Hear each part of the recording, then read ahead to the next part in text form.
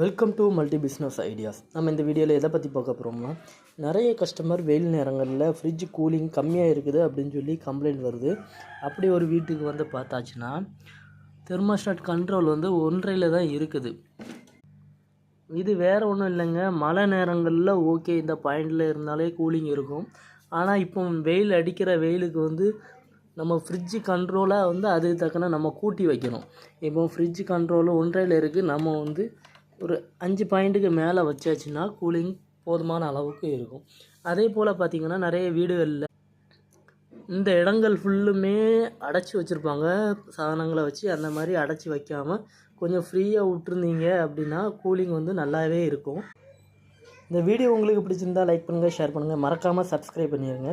நம்ம வீடியோக்களை நிறைய மக்கள் பார்க்குறதோடி ஒரு சப்ஸ்கிரைப் பட்டனை மட்டும் அமைக்க விடுங்க. ஏன்னா நிறைய பேர் வந்து சப்ஸ்கிரைப் பண்ணாமலே பார்த்து